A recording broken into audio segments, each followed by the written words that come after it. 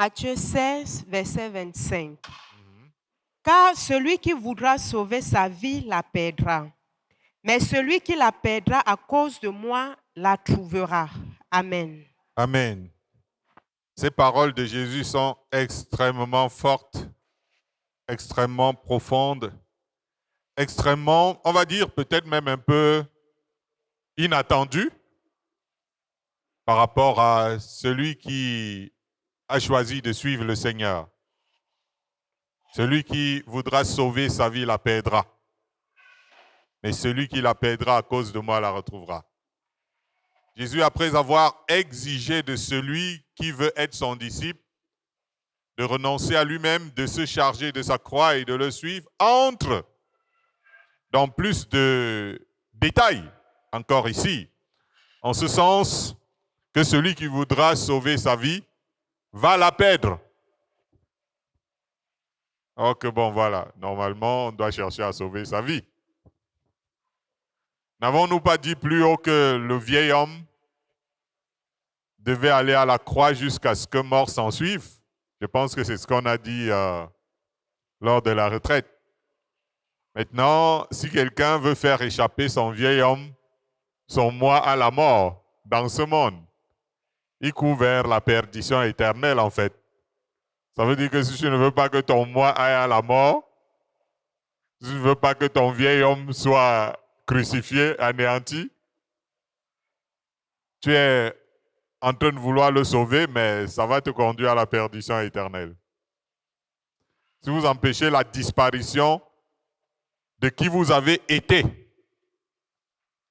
c'est-à-dire par rapport à votre nature, avant Jésus, vous mettez en danger le salut de votre âme. Autrement dit, n'empêchez pas la perte de votre nature.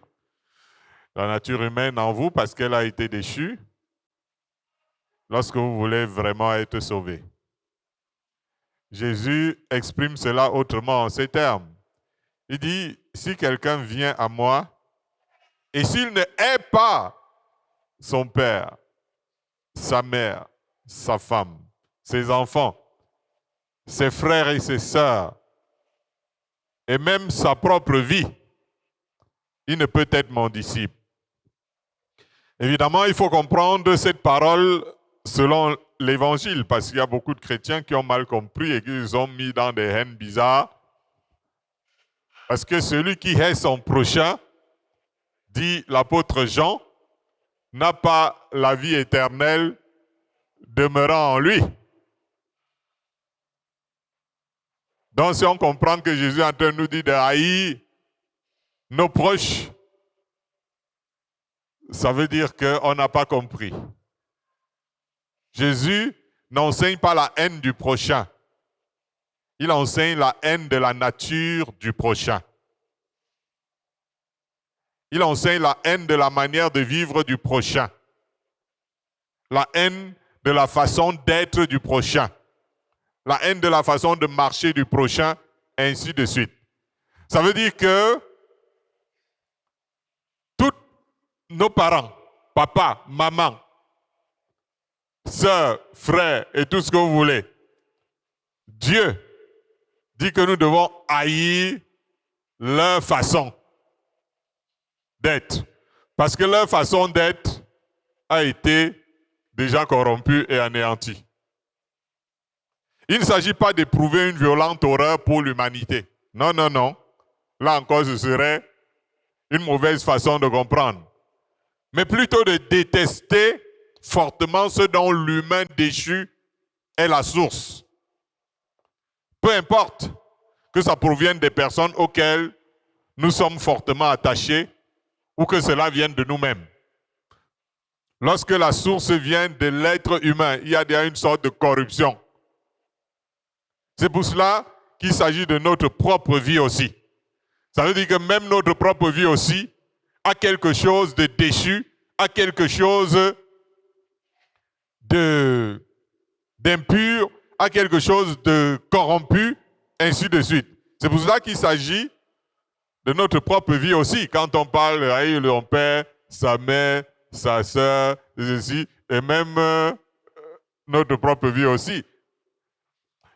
En fait, on va dire que le disciple de Christ sait que Jésus-Christ, c'est lui qui est la vie. Vous avez compris? Il sait que la personne de Jésus, c'est elle qui est la vie. C'est sa vie, la vie de Jésus, qui est la lumière de tous les hommes. Donc, c'est sur cette base qu'on est en train de partir pour aller haïr la vie, la façon de vivre des autres, la manière d'être des autres, et ainsi de suite. Parce qu'en fait, on a découvert que Jésus-Christ, c'est lui qui est la vie. Et que la vie de Christ, c'est elle qui éclaire tous les hommes. Et à partir de là, quand on fait la comparaison, on se rend compte que l'autre est détestable. Parce que le genre de modèle de Christ, c'est ça qui doit être adopté par tous, au final. Nos frères, nos sœurs, nos papas, mamas, etc. Est-ce qu'on est en train d'aller quelque part? Lisons Luc chapitre 17, versets 32 à 33. Luc 17, 32 à 33.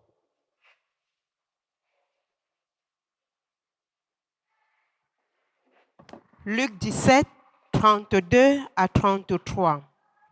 Souvenez-vous de la femme de Lot.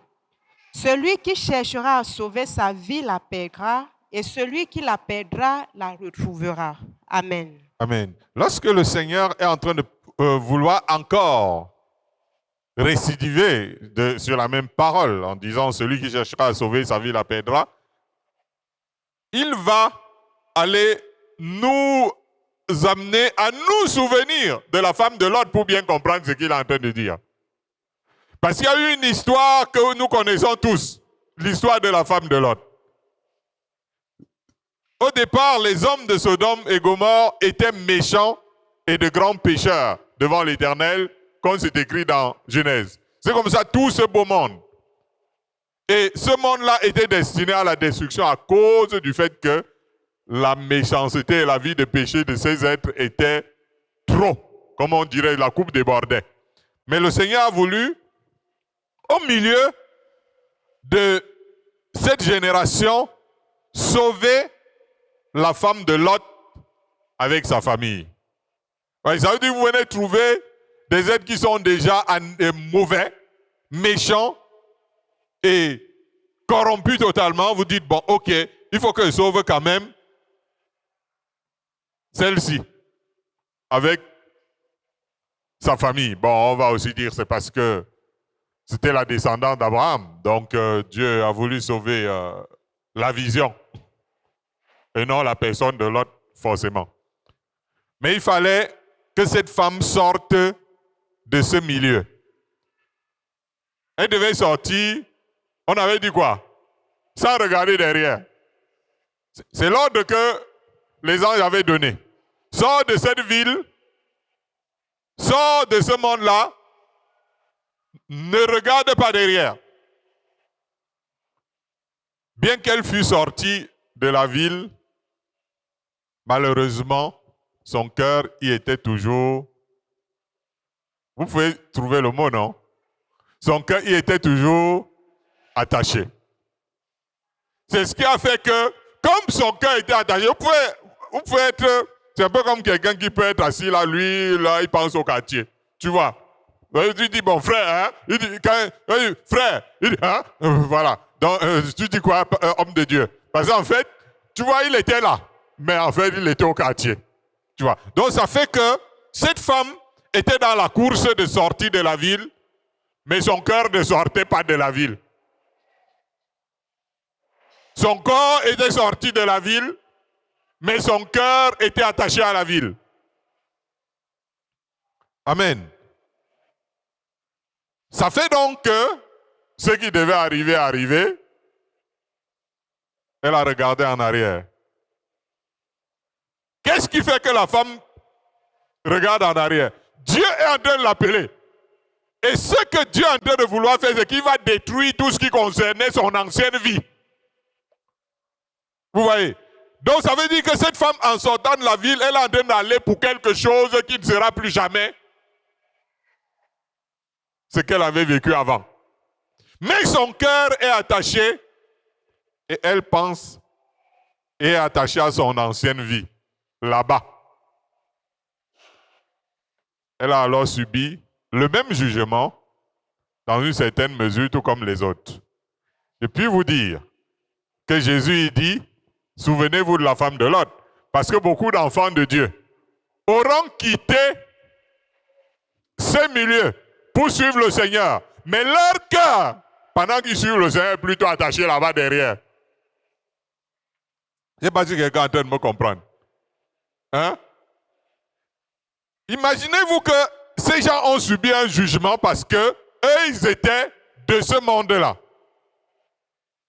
La femme de Lot va subir le même jugement des gens qui étaient de ce monde-là. Parce que même si elle n'était plus avec eux, son cœur était avec eux. C'est pour ça qu'on peut être étonné à l'avenir de voir, parfois, lorsque les gens voient des visions, on voit que tel chrétien, le Seigneur est venu et il s'est retrouvé plutôt en train d'aller en enfer comme les gens du monde qui n'ont pas connu le Seigneur, alors que lui, il était avec les enfants de Dieu.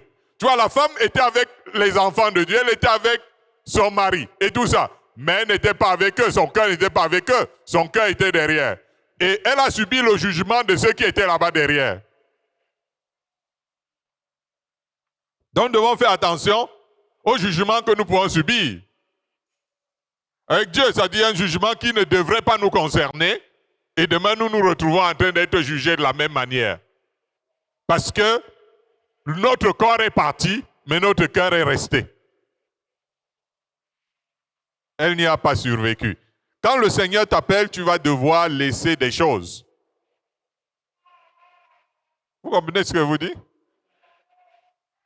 Lorsque tu décides de suivre le Seigneur, il y a des choses que tu vas devoir laisser. Jésus dit que celui qui met la main à la charrue et regarde en arrière n'est pas propre au royaume de Dieu. Tu ne peux pas suivre Dieu et être nostalgique de ta vie passée dans le monde. N'est-ce pas? Tu as emprunté le chemin du salut, mais toi tu es nostalgique de ce qui s'est passé dans le monde. Vous allez donc voir certains enfants de Dieu qui regrettent sa vie dans le monde et disent, ouais, quand j'étais dans le monde, oh. Quand on était encore dans le monde, oh. Avant qu'on rencontre Jésus, oh. Regarde, tape le commentaire d'une manière très admirative et très... Ça dit qu'il apprécie ce qu'il était dans le monde. C'est pourquoi vous voyez tant de mondanité dans la maison de Dieu. Parce que on est venu avec le corps, mais le cœur est resté dans le monde et on amène dans le monde dans l'église. La marche avec Christ, c'est... Les jeunes utilisent souvent un terme là et je voudrais que nous sachions que c'est de ça qu'il s'agit. Le terme est souvent qui perd gagne. N'est-ce pas? C'est ça souvent le terme, non? La marche avec Jésus, c'est en réalité qui perd gagne. La marche avec Jésus, c'est en réalité qui perd. Si tu ne perds pas, tu ne gagneras pas. Avec Christ, tu seras appelé à ne plus avoir les traits de personnalité que tu avais avant. Il y a des relations que tu ne pourras plus conserver pour le bénéfice de ton propre salut. Tu seras séparé de certaines personnes. Tu seras dépouillé de certaines choses. Il y a un caractère dont tu devras être privé. Des habitudes que tu vas abandonner pour suivre Jésus. Il faut dire que nous ne parlons pas de là de croire en Jésus, mais de le suivre. Tu peux croire en Jésus et tu as toujours tes mêmes habitudes, il n'y a pas de problème. Tu peux croire en Jésus, tu marches toujours avec les mêmes personnes, mais tu as cru en Jésus. Tu peux croire en Jésus, mais tu vis toujours de la même manière qu'avant, tu as cru, il n'y a pas de problème. Mais quand il s'agit de suivre Jésus, là tu vas laisser des choses. Sinon tu resteras un croyant en Jésus, mais pas un suiveur de Jésus. Est-ce que quelqu'un comprend ce que je suis en train de dire? Jésus dit que celui qui va conserver sa vie va la perdre. En ce sens que si quelqu'un ne se défait pas de qui il était avant Christ, ça ne servira à rien son cheminement avec lui. Tu ne peux pas garder intacte ta nature et tu dis que tu suis Jésus. Tu ne peux pas persévérer ou préserver ta vie dans le monde comme avant et tu prétends être avec le Seigneur. C'est pour cette raison et seulement pour cette raison que la femme de Lot a péri. Je vous dis que c'est pour cette raison que la femme de Lot a péri malgré qu'elle était sortie physiquement de ce monde-là. Mais comme son cœur était resté attaché à ce monde-là, avis aux enfants de Dieu, dont le cœur est toujours attaché. Lisons Marc 10, versets 29 à 31.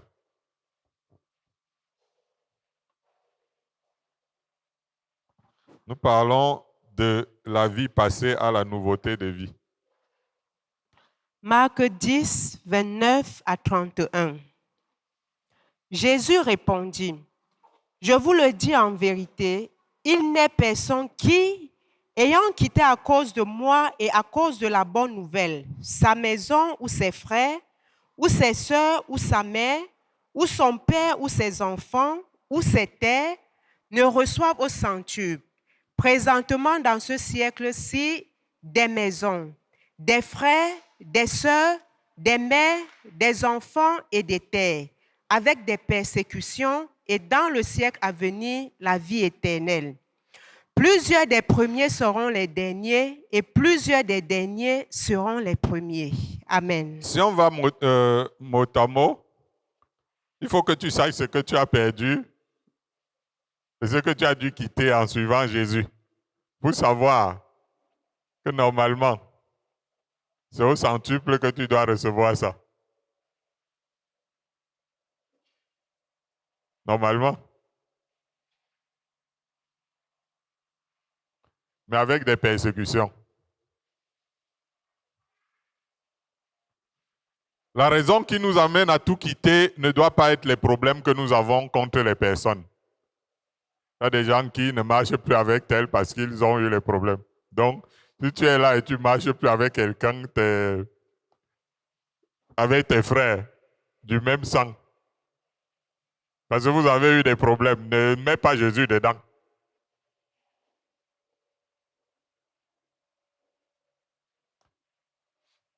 Mais je vais vous expliquer ce que Jésus est en train de vouloir dire. Parce qu'il est en train de parler de quelque chose qui doit normalement se faire. Ça dit que lorsque c'est à cause de lui. Je prends pour exemple la femme qui doit aller en mariage. Maintenant, parlons dans notre langage. La femme qui doit aller en mariage, de ce fait, sera amenée à quitter le domicile familial. Les anciennes copines, les anciennes fréquentations, les anciens milieux de vie, son libertinage, son indépendance, etc. Et si vous avez bien remarqué, il y a certaines femmes qui sont sincères. Elles refusent de se marier pour ça. Elle est sincère. Parce qu'elle sait que l'affaire de mariage, là, ça veut dire que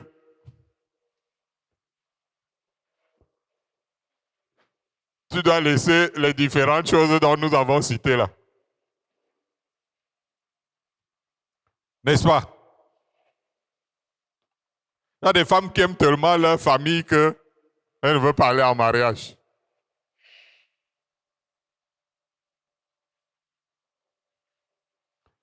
D'autres trouvent que le mariage, c'est la prison.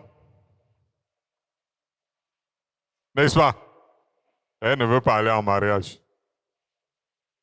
Vous allez voir que dans le contexte du mariage, le prix à payer là, tout le monde trouve ça normal.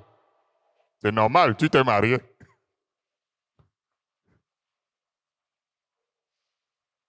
Mais sachez que c'est la même chose. Sauf que c'est avec plus d'exigence quand il s'agit de Christ. Parce que Christ, c'est un mari. c'est pour le mariage. Là, c'est pour les noces de l'agneau que tu as décidé de suivre Jésus. Tu quittes ton père et ta mère, tes frères, tes sœurs, et bien plus, parfois, tes enfants et d'autres dans une certaine mesure. Parce que quand une femme se marie, elle ne ramasse pas elle ne prend pas tout le monde pour aller les coller à ce mariage-là. Et pas individuellement. N'est-ce pas? Dans ce chemin, on n'accompagne pas les gens. On ne suit pas les gens, on suit Jésus. La raison d'abandonner, de s'éloigner ou de se séparer, ça doit être à cause de Christ. Le but, ce n'est pas de quitter les gens, en réalité. Parce que là aussi, la société comprend mal ça. Et c'est qu'il y en a qui ont dit, les voilà. Je vais expliquer simplement à notre société que si tu vas aller en France et que tu te trouves au Cameroun, ce n'est pas que ton objectif, c'est forcément de quitter le Cameroun. Le problème, ce n'est pas le Cameroun alors. C'est que tu dois arriver en France. C'est ça, tout le monde comprend ça quand il faut arriver en France qu'il doit quitter le Cameroun. Et il a un problème avec le Cameroun. Il doit arriver en France. Tu ne peux pas être dans deux endroits à la fois. Si tu veux aller dans le royaume, tu laisses la terre. Le regard est fixé sur le Christ et on y va sans ne regarder ni derrière, ni à gauche, ni à droite. Ça veut dire qu'il est question d'être focalisé. Mais je vais vous dire quelque chose sur l'affaire que seul là, non. Je vais aussi expliquer l'autre là. Si tout le monde regarde dans la même direction, on ne quitte personne. On est ensemble jusqu'au bout, famille. Hein? Tu es dans ta famille. Si vous regardez tous dans la même direction, personne ne quitte personne. On va tous aller jusqu'au bout. C'est pourquoi on se retrouve souvent avec d'autres personnes. Celles qui regardent dans la même direction et qui poursuivent le même Jésus. Vous voyez que c'est un ensemble de personnes qui sont en train de parler ici d'avoir tout quitté pour suivre Jésus. Et c'est un seul individu. Et nous avons tout quitté. Ils ont tout quitté et pourtant, ils sont ensemble avec Christ. Cependant, ensemble là, c'est aussi circonstanciel parce que la course est personnelle. L'apôtre Paul dit ces choses qui étaient pour moi des gains, je les ai regardées comme une perte à cause de Christ. Rassurez-vous, si vous êtes dans la situation de Paul, vous n'êtes pas seul. Il y a d'autres individus qui ont la même expérience à cause de Christ. C'est un peu comme dans le film de Cecil B. DeMille. Qui connaît le film de Cecil B. DeMille? C'est lequel? Les 10 commandements.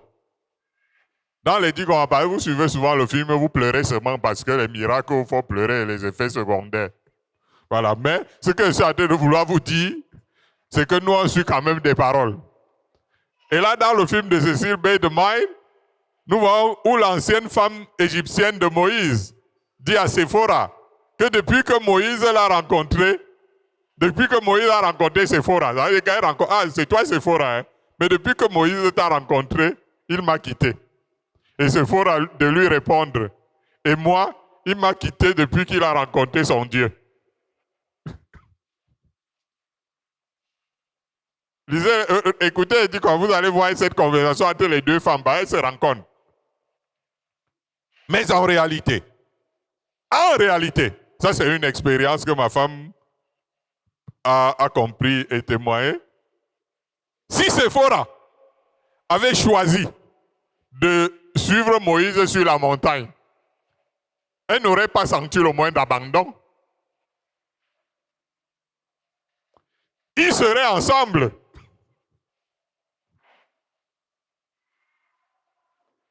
La chasse de Dieu est individuelle, mais les chasseurs de Dieu sont ensemble avec Christ. Cependant, le Seigneur ne peut pas abandonner ceux qui ont tout quitté pour le suivre. Il leur promet des bénédictions au centuple. Il promet de les rembourser à l'infini. pendant qu'ils sont en train de vivre jusqu'à la vie éternelle. Il leur promet de les élever, malgré leur avilissement aux yeux des hommes. Au moment où ils avaient choisi de lui emboîter le pas, ils sont devenus vils aux yeux des gens. Et le Seigneur dit du calme, vous allez avoir. Alléluia. Il dit du calme, vous allez avoir. Gloire à Dieu. Le Seigneur dit ça à quelqu'un. Et il y en a d'autres qui disent, je vais avoir, mais en fait, il n'a rien abandonné encore. Donc, ce que je veux te dire, c'est que tu es dans l'erreur. Gloire à Jésus. Lisons Marc 8, verset 35. Marc 8, 35. Marc 8, verset 35. Car celui qui voudra sauver sa vie la perdra. Mais celui qui perdra sa vie à cause de moi et de la bonne nouvelle la sauvera. Amen. Amen. Vous entendez bien. Celui qui perdra sa vie à cause de moi et de la bonne nouvelle la sauvera. Vous savez que la bonne nouvelle a aussi souvent été aussi souvent la cause de la perte de l'ancienne vie de beaucoup de personnes. Quand ils ont rencontré la bonne nouvelle, ça a causé la perte de leur ancienne vie. Beaucoup d'entre vous sont témoins, non? À cause de la parole de Dieu, ils n'ont pas conservé la façon dont ils vivaient avant. À cause de l'évangile, ils ont abandonné leur ancienne vie. Ils ont choisi de se dépouiller des œuvres de la chair. L'apôtre Jean dit comment il avait été privé de liberté et envoyé dans l'île de Patmos à cause de la parole de Dieu et du témoignage de Jésus. Il était persécuté à cause de la bonne nouvelle. Pour beaucoup, sa vie était perdue. Et la condition de Jean, à cause de la bonne nouvelle, il s'est retrouvé dans ces conditions. Donc, pour beaucoup de gens, sa vie était perdue. Mais je vais vous poser la question, pour quelqu'un qui a vécu comme Jean. Et dont certains d'entre vous sont vraiment, ouais, le gars, vraiment, il n'a même pas eu de vie. Qui n'aimerait pas pouvoir être celui à qui le Christ a révélé l'Apocalypse des gens? Hein? Qui n'aimerait pas être celui à qui le Christ a révélé l'Apocalypse des gens? Qui a vu ces choses extraordinaires? Pour ça, gars, j'accepte de payer le même prix. Sa vie était vraiment perdue. De prime abord aux yeux des hommes, oui. Mais la réalité fut autre. Sa vie a été sauvée dans une dimension extraordinaire. À cause de la parole du témoignage de Jésus, pas seulement à cause de son sang, nous triomphons de l'accusateur, du serpent ancien. Cette victoire n'est pas des moindres, parce que son impact est non seulement salutaire pour nous personnellement, mais peut-être autant bénéfique pour des multitudes. Les martyrs, à cause de la bonne nouvelle et de Christ, sont des vainqueurs. Me croirez-vous? Il est écrit dans Apocalypse. Et je vis des trônes, et à ceux qui s'y assis fut donné le pouvoir de juger. Et je vis des âmes de ceux qui avaient été décapités à cause du témoignage de Jésus et à cause de la parole de Dieu, et ceux qui n'avaient pas adoré la bête ni son image, et qui n'avaient pas reçu la marque sur leur front et sur leurs mains. Ils revinrent à la vie et ils régnèrent avec Christ pendant 1000 ans.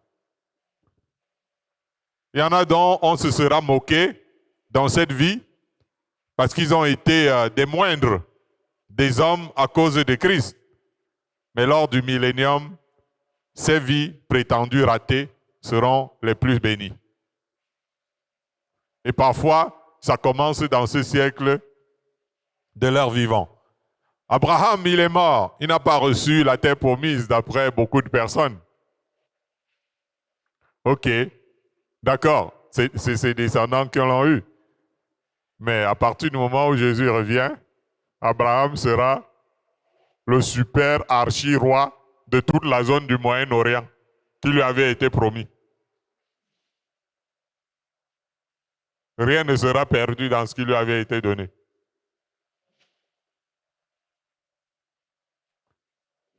Si tu as dit, je te donnerai la France, peut-être qu'en ton vivant, tu n'auras pas, mais t'inquiète pas, quand il revient, il te donne la France. Mais toujours est-il que tu vas commencer à vivre des choses formidables pendant que tu es dans cette vie, à cause du prix que tu as eu à payer pour suivre Jésus. Gloire à Jésus. Lisons Jean 12, versets 24 à 25. Jean 12, 24 à 25. Jean 12, 24 à 25. En vérité, je vous le dis, si le grain de blé qui est tombé en terre ne meurt, il reste seul, mais s'il meurt, il porte beaucoup de fruits. Celui qui aime sa vie la perdra, et celui qui hait sa vie dans ce monde la conservera pour la vie éternelle. Amen. Amen. J'aimerais que tu saches une seule chose, simple comme bonjour. Pour toi, que ce soit clair. La vie que Jésus nous donne dans ce monde, ou dans le monde à venir, mais déjà dans ce monde, que Jésus t'a donné la vie, que tu as dit, Jésus m'a donné la vie. C'est une vie de résurrection.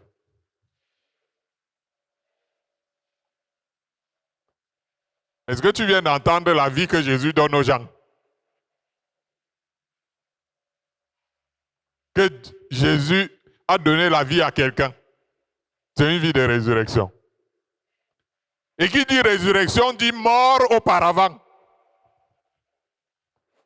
Oui, Jésus, tu es venu nous donner la vie. Amen. Je suis très content d'avoir cette vie. Comment ça aura lieu? La vie que lui donne est la vie de résurrection.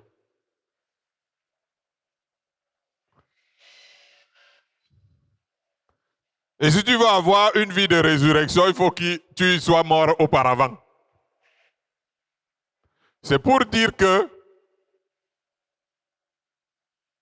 Bon, voilà, tout simplement. La résurrection, c'est pour qui? Vous voyez, je viens d'entendre la résurrection, c'est pour moi. Non, le moi doit mourir. Chers frères et sœurs, littéralement, la résurrection, c'est pour qui? C'est pour les morts.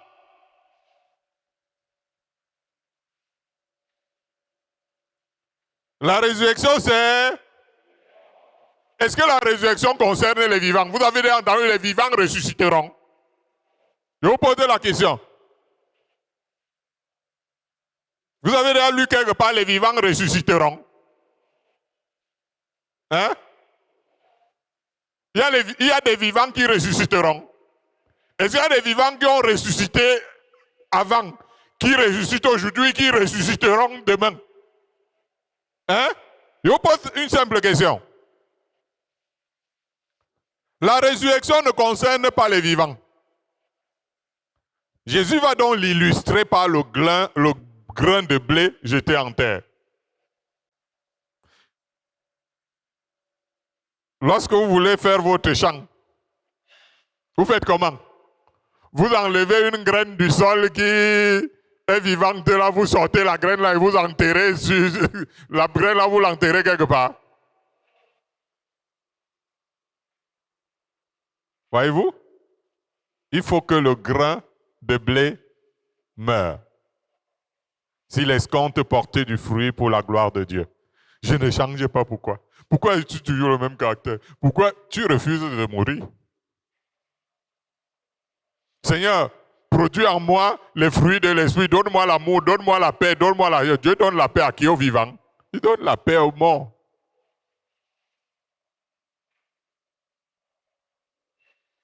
Le grain ne meurt pas, il va porter quel fruit?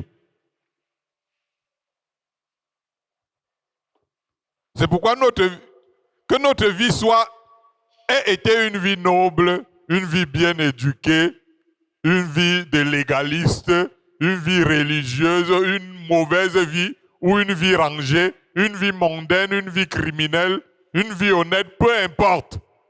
Nous ne devons pas l'aimer. Nous devons préférer celle que Christ nous propose. Et je vais vous donner l'exemple pour que vous compreniez. Il y a un monsieur, il était riche, c'était un jeune homme. Et il n'avait pas suivi le Christ. Vous savez pourquoi? Parce que sa vie était comblée de bénédictions. On se dit celui qui est béni et sa vie était religieusement correcte. Donc à partir du moment où, gars, moi je suis une personne qui a toujours été honnête, qui a toujours été bien, etc. Est-ce qu'il a besoin encore de Christ? Vous voyez, donc lui s'est dit qu'il n'en avait pas besoin. C'est pour ça que même si vous avez été la personne la plus honnête du monde, qui a toujours vécu une vie bien rangée, vous avez besoin de Christ.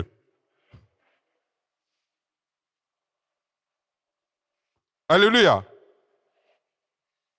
La vie avec laquelle Christ nous trouve dans ce monde, qu'elle soit désordonnée, bien éduquée, anarchique, civilisée, elle doit être haïe par nous. Parce que nous recherchons celle qui est éternelle. Vous avez déjà vu une personne honnête qui ne meurt pas? Hein? Vous avez vu une vie honnête qui ne finit pas? Vous avez déjà vu une vie rangée qui ne finit pas?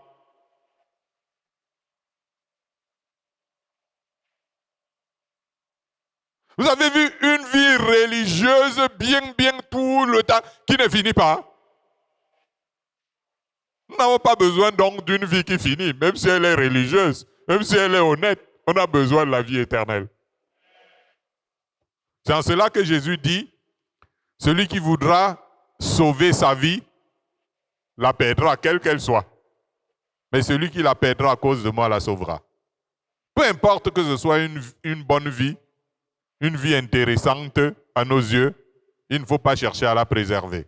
Une fois que nous avons choisi de suivre Jésus. Jésus n'est pas une vie entre autres. Il est la vie. Il n'a pas besoin de la vie des uns et des autres. Nos vies à nous sont disqualifiées. Il est venu nous apporter, nous donner et nous imposer la sienne, si nous voulons bien lui obéir comme Seigneur et Sauveur personnel. Alléluia.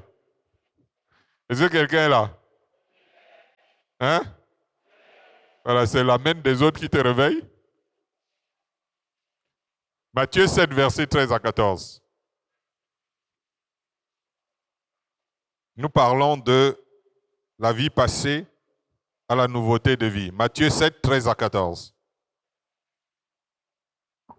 Matthieu 7, 13 à 14. Entrez par la porte étroite, car large est la porte, spacieux est le chemin qui mène à la perdition. Et il y en a beaucoup qui entrent par là. Mais étroite est la porte, resserré est le chemin qui mène à la vie, et il y en a peu qui les trouvent. Amen. Amen. Voyez le chemin qui mène à la vie? Le chemin de la vie que Christ nous propose n'est pas donné à tous. Ok, on peut s'égosiller. On crie au monde entier. Tous les hommes entendent l'évangile, mais ce n'est pas donné à tous, ce chemin-là. C'est pourquoi le vrai évangile est une occasion de chute même dans les milieux dits religieux. Parce que l'accès réclame une certaine intimité avec Christ. Quand il dit que c'est étroit, ouais, quand c'est déjà étroit, ça veut dire que ça rentre dans le cadre intime. Et vous savez que beaucoup d'enfants de Dieu évitent l'intimité avec le Seigneur. N'est-ce pas? Il y a des choses, quand on prend ce chemin-là, on ne se les tolère plus à soi-même. Ça veut dire que même si on est souple avec les autres, hein, certains d'entre vous peuvent faire n'importe quoi. Ça ne va pas me plaire, mais je pardonnerai. Ça veut dire que c'est parce que tu vas faire contre moi demain, tu vas faire quoi? C'est déjà pardonné. Donc si tu veux faire, parce que tu es déjà pardonné d'avance. Mais je suis plus exigeant envers moi-même. Donc je n'accepte pas de faire certaines choses. Parce que j'ai mis ma vie à l'étroit. Mais quand quelqu'un est étroit, donc il n'est plus dans lui libre de tous ses mouvements, là j'ai été serrant. Amen. Ça veut dire que quand tu prends ce chemin-là, il y a des choses que tu ne te tolères plus à toi-même. Même si tu es souple avec les autres. Parce que tu sais là où tu as choisi d'aller. Tu t'imposes une étroite surveillance sur toi-même et sur tout ce que tu fais désormais. Parce que tu veux que ça rentre dans le cadre de ce que la parole de Dieu exige. C'est un chemin resserré,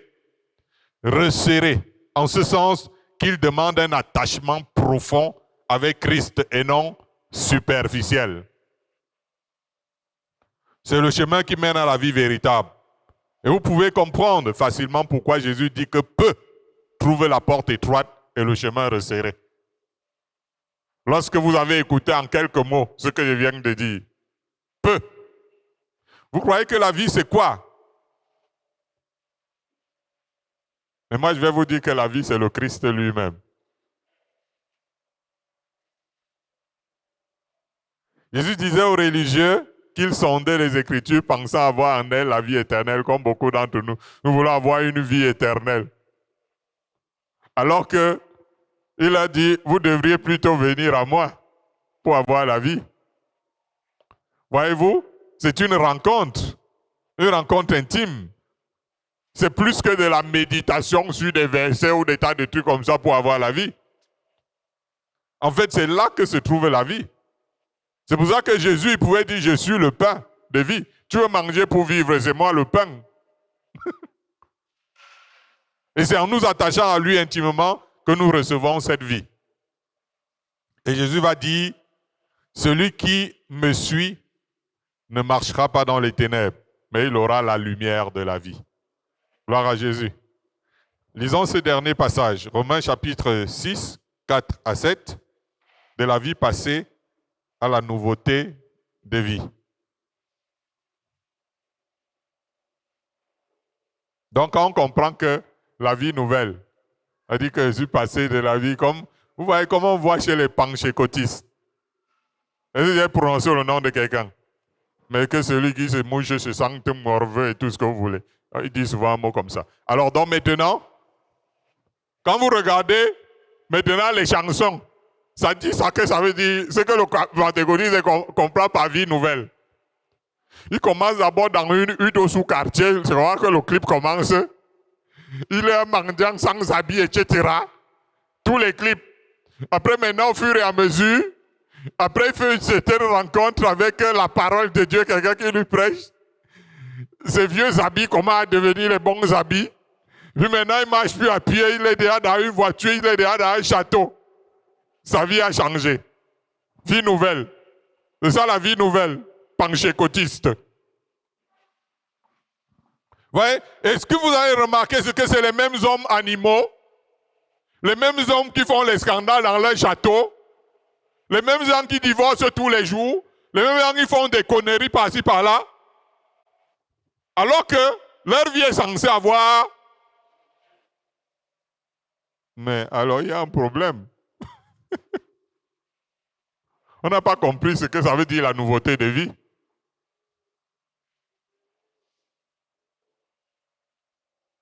Gloire à Jésus.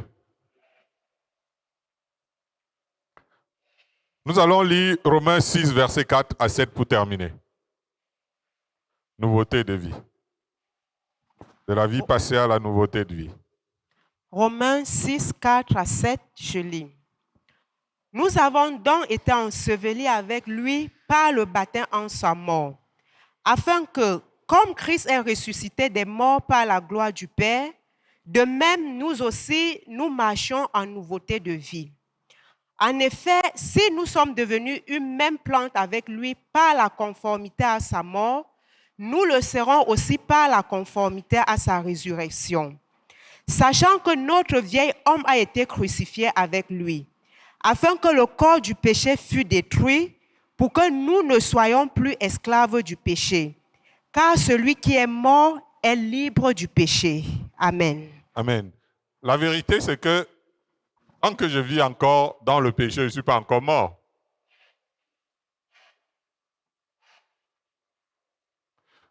l'exigence envers soi-même et ne pas être en train de tricher par-ci, par-là. En disant, oui, je suis déjà... Il y a les sauvés vivants et il y a les sauvés morts. Paul parle eu égard à notre vie passée, du vieil homme qui se corrompt par des convoitises trompeuses.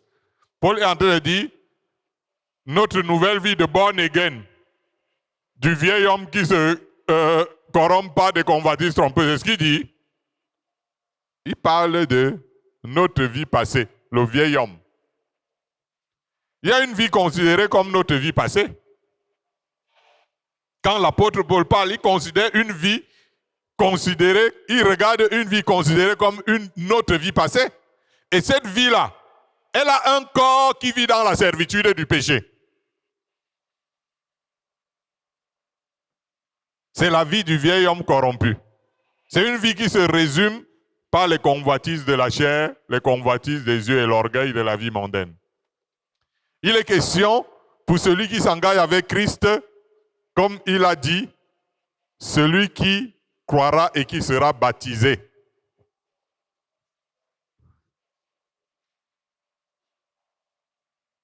Vous savez ce que ça veut dire, celui qui croira et qui sera baptisé? C'est facile de comprendre celui qui croira. C'est celui qui sera baptisé qu'on ne comprend pas. Ça signifie que celui qui va adhérer à l'évangile de Christ, c'est-à-dire il a cru, et qui va s'engager vis-à-vis de Christ, il se baptise. Celui qui croira, ça veut dire que celui qui adhérera à l'évangile de Christ et qui sera baptisé, ça veut dire qu'il sera engagé vis-à-vis de Christ. C'est ça que ça signifie. Le baptême, ce n'est pas juste de plonger le corps dans l'eau. Sans cet engagement profond, c'est de la pure religiosité systématique et vide. Je viens de vous donner ce que ça veut dire, qui sera baptisé. Le but unique du baptême, c'est de marcher en nouveauté de vie. Pas d'avoir une carte de membre. Sinon, cela devient inutile. Vous comprenez pourquoi le repenti de la croix a été sauvé sans être plongé dans l'eau? C'est parce que l'explication de ce que je suis en train de vous dire du baptême, c'est ce qui s'est passé. Sauvé sans être plongé systématiquement dans l'eau. Parce que le plus important, c'est l'engagement d'une bonne conscience pure et sincère. Et non pour faire plaisir aux autres. L'engagement d'une bonne conscience est plus important que la formalité. Seul l'engagement de la bonne conscience qui vient jamais, souvent le jour qu'on donne sa vie à Jésus, mais qui vient à un moment donné de notre marche chrétienne, la bonne conscience. C'est ça qui nous connecte à la mort avec Christ sur le plan spirituel. Ce n'est pas un slogan. C'est en cela que Paul dit que nous sommes devenus une même plante avec Christ. C'est par notre participation et non juste arrêter à ce que Christ a fait tout seul à la croix et que j'y crois. Jésus dit que si le sarment ne demeure pas, si le sarment ne demeure attaché au cep, il ne peut pas porter du fruit. Et il ajoute, ainsi, vous ne le pouvez pas non plus si vous ne demeurez attaché à moi. Il viendra le jour où dans notre fort intérieur, nous allons prendre l'engagement de nous attacher à Christ. De décider de nous fondre totalement en lui pour faire disparaître qui nous étions, même si nous avions formellement, auparavant, reçu un baptême par immersion. Est-ce qu'il ne t'est pas arrivé de faire un vrai engagement après dans ta chambre, alors que tu avais fait un engagement, tu as confessé, on t'a plongé dans l'eau?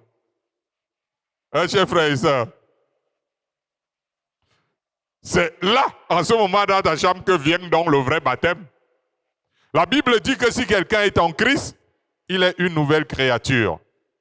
Les choses anciennes sont passées, voici toutes choses sont devenues nouvelles. Paul dit que les rites ne servent de rien. Le plus important, c'est d'être une nouvelle créature en Christ. Pierre avait tout quitté pour suivre Jésus. Je reviens là. Voici, nous avons tout quitté pour te suivre. Tout quitté pour te suivre. Jésus leur a même promis des choses.